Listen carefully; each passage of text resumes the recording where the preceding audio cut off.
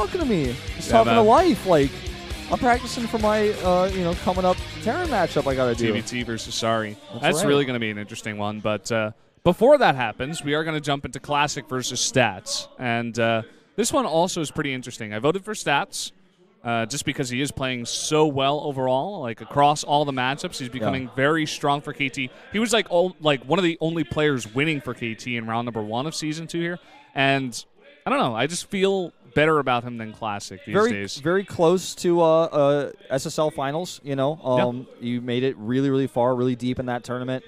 Taking out big names left and right. Making some comebacks. Really solid play in the individual league, proving that he's actually really top tier. Like, he's like comparable to the SKT Protoss we had last season. It's like you are an elite Protoss. He made a big step. It's obvious that he kind of passed whatever roof he had hit, like whatever boundary he had hit. He had jumped over that, and he just got to a very high level. And he's one of KT's actually most valuable players right now. And arguably more valuable than Zest with his recent performances. I mean, he hasn't looked as strong. Yeah.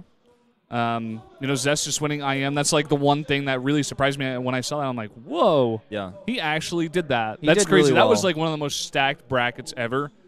And it really was. It's going to be interesting to see how he plays when he comes back to Korea. Maybe he gained his confidence back. Maybe he just practiced like super hard for that one tournament, but it's going to give him a big boost when he comes back, Also, events, foreign events, any sort of event, any weekend event is always a totally different type of tournament. It's like you cannot compare IEM to a GSL. You just cannot, because in tournaments like this, there's so much preparation time, whereas Zest plays against opponents he had no idea he was going to play against until like 20 minutes before. Like, it's a totally different type of tournament, but that's one reason I feel he might have done better, but I'm happy for him. He got a championship. That's really important.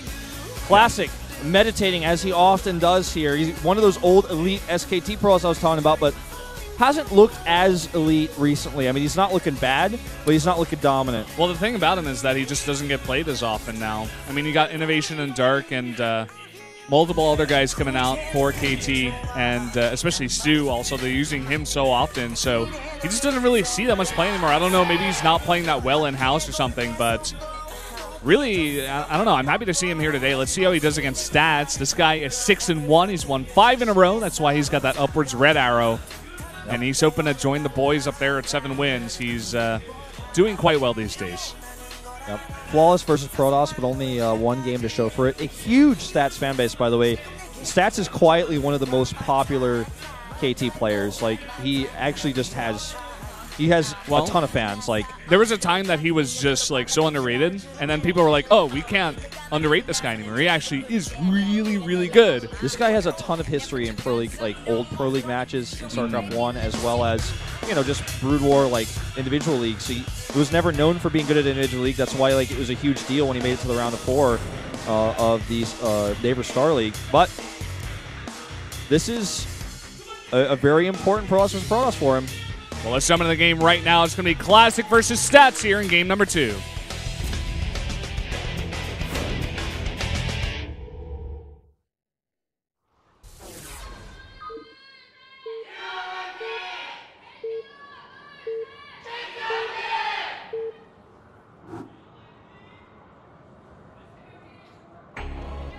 Down here in the bottom right, in the red for SK Telecom T1, he is Classic.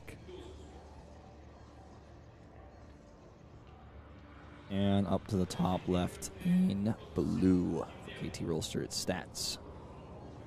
Arguably, the most successful Protoss player on the team right now. Zest did just win in a very difficult, like, he's an insanely stacked bracket at IEM in Poland. But, a different type of tournament. Talking best of ones here.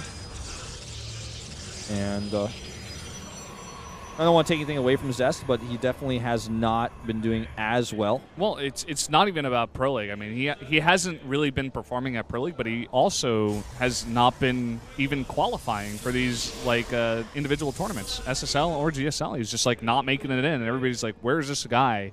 And then all of a sudden he goes to IEM. He qualifies for that one, and he wins the entire thing. So, hoping for good things when he comes back, but we can't guarantee anything, of course.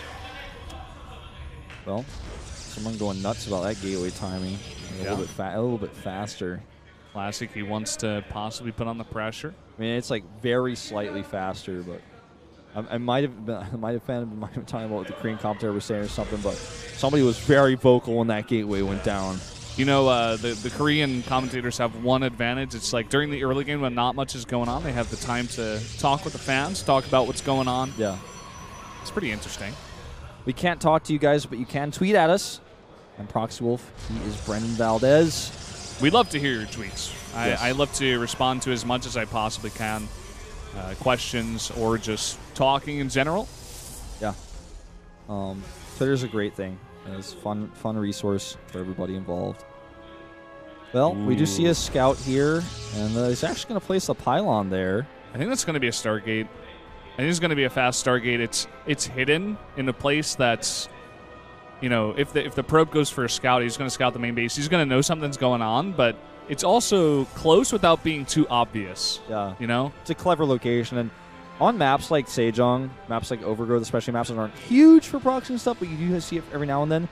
Like, if you're going to proxy something, you have to get, like, really clever. And I wouldn't even call this a proxy. I would just call it a hidden Stargate if that's where he puts it. But, like, you just got to get really creative these days. But also, the fact that he goes for the Stalker and the Mothership Core here first, or rather not the Mothership Core, the Warp Gate research here, kind of tells me maybe he's just hiding a pylon for now. I mean, well, I guess yeah. he could put something down here a little bit later after he gets that probe out. Well, your original point is still totally valid because he's going to see that there's a pylon missing and be like, where you hiding something? You doing something? It's just kind of gets in his head. Maybe plays a little bit less aggressively, maybe plays more defensively, and all it takes is a Maka pylon, basically. Like, I mean, it's just a pylon that's out there. And what do we have here? We got 2 gates to follow up. He's mining, like, a ton of gas. Okay, we're going to see Blink, I guess. 3-gate Blink. Good map for it. Yeah, it's a great map for it. You know, Sejong, one of the best in the pool for Blink. I like it. We do have a Stargate coming out of stats. Let's see what he decides to go for here. Probably going to be Oracle. Although it is delayed. A Robo coming up, too. Whoa. Don't fight. There's no reason Getting to fight. frisky. I'm like an H1Z1. I'm like, please. There's just like no reason. Uh-oh. Well, now the Stalker's going to have to come back, and Classic going to have to back off. That was a good trade, though. That was really well done to get that Mothership Core down like that. Nexus goes down. He did get that very important safety Robo, and that may be what saves him here. This is gonna be a big firefight, though. Ooh, look at that clever placement. Yeah, quite nice here. Hidden for a while, and we actually see a Phoenix coming in here. Uh-oh, that Mothership Core has to back off right now. It has to back off. Oh, my God. Oh, my God. That's possibly just game-ending, guys. You just cannot lose that. Pylon's going to get on the high ground now.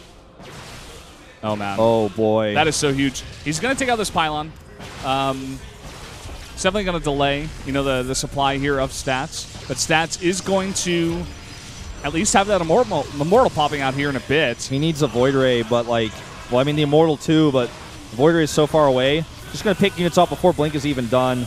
This is going to get so gnarly. He doesn't want to overextend, but look at how much damage it's already done. Good targeting with the Immortal.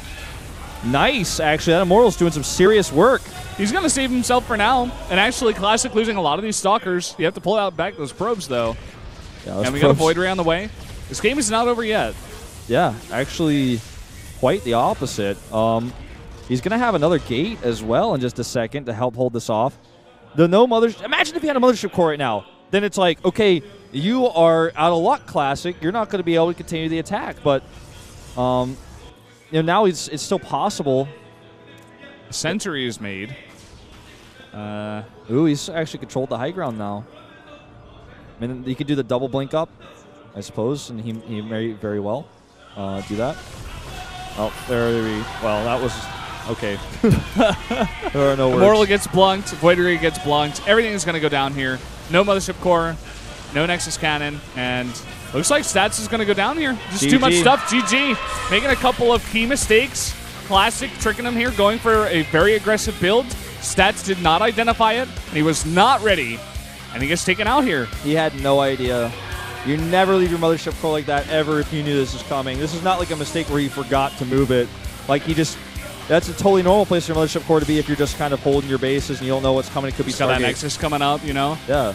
Like, He just had no idea. He got wholly blindsided. Our 2 PvPs today just kind of ended up being that way. Yeah. It's the matchup that's like very, very, very like much rock, paper, scissors. And if you think he's going paper and you go scissors, but he was actually going rock, you're dead, man. You're dead meat. I mean, there's just a lot of builders that just straight up counter things. In this case, it wasn't a builder or loss. It was just a mothership core out of position because of a lack of information.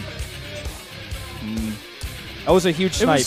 It was like an interesting build out of stats as well. I mean, it was kind of an interesting nexus. I mean, the only thing he had to defend there was, I guess, Immortals for the follow-up, but he was like making a Phoenix before he identified what was coming. It was just kind of a weird build out of stats, to be honest. He just wanted to go for a Phoenix play, I guess, but, you know.